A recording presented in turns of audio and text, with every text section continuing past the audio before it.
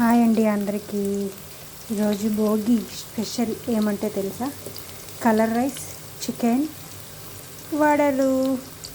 Colour rice ఎలా చేయాలో చూపిస్తాను. ఓకేనా ఫ్రెండ్స్? గోల్డెన్ బ్రౌన్ వచ్చాయి కదా, గోల్డెన్ బ్రౌన్ కలర్లో వచ్చాయి కదా. ఇప్పుడు పచ్చిమిర్చి యాడ్ చేయాలి.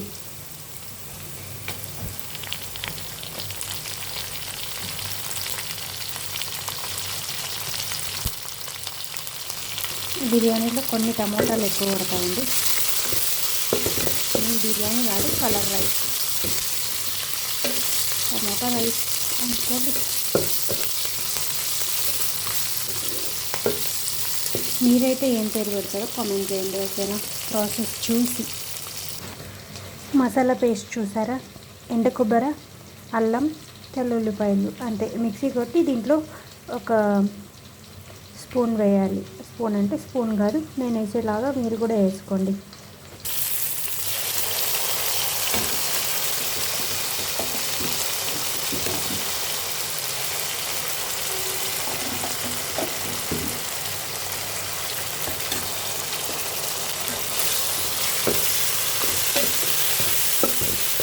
కొంచెం ఎక్కువే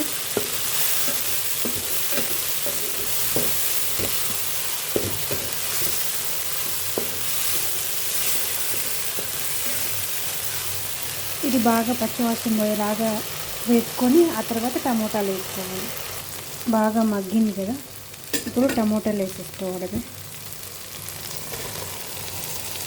వేసి ఒక్క తిప్పు కలబెట్టి మూత పెట్టేస్తే టమోటాలు అనేవి మగ్గిపోతాయి. చూసారా? టమోటాలు మెత్తగా అయిన తర్వాత పుదీనా, కొత్తిమీర, కొంచెం అంటే కొంచెం కరివేపాకు వేసుకోవాలి.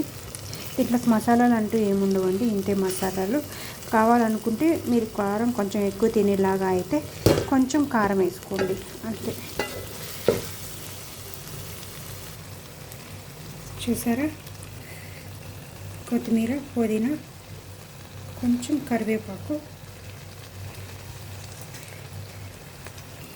ఇలా ఆయిల్ పైకి వచ్చిన తర్వాత చూసారా? ఆయిల్ పైకి వస్తాను కదా, అలా పైకి వచ్చిన తర్వాత దీన్ని చల్లారబెట్టి మిక్సీకి వేసేసుకోవాలి.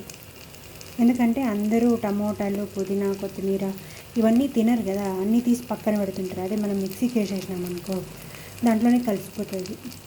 అట్లా మనం దీంట్లో వేయడం, ఇట్లా మిక్సీకి వేయడం వల్ల అన్నీ తిన్నట్టు ఉంటుంది కాబట్టి నేను మిక్సీకి వేస్తాను. మీకు కానీ మిక్సీ వేయకుండా ఇట్లనే వేసుకోవాలనుకుంటే వేసుకోవచ్చు, మీ ఇష్టం అది. చూసారా? ఒక ముక్క మిక్సీకి వేసేసిన. దీంట్లో ఆకులు ఇట్లాంటివన్నీ ఏం కనపడవు. అప్పుడే బాగా తింటుంది, టేస్ట్ కూడా బాగుంటుంది. ఒకసారి ట్రై చేసి చూడండి కావాలంటే.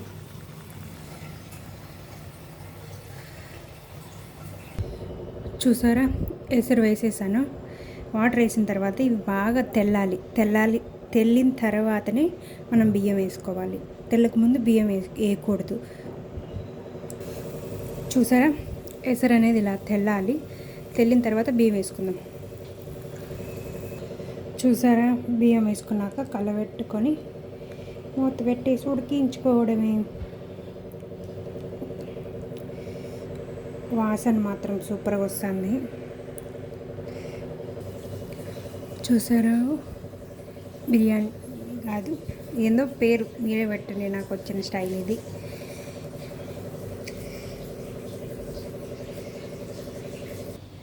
చూసారా బిర్యానీ ఎలా వచ్చిందో? బిర్యానీ కాదు, కలర్ రైస్. మా అమ్మ చేసే స్టైల్లో చేశాను. టేస్ట్ మాత్రం బాగుంది, స్మెల్ మాత్రం అదిరిపోయింది.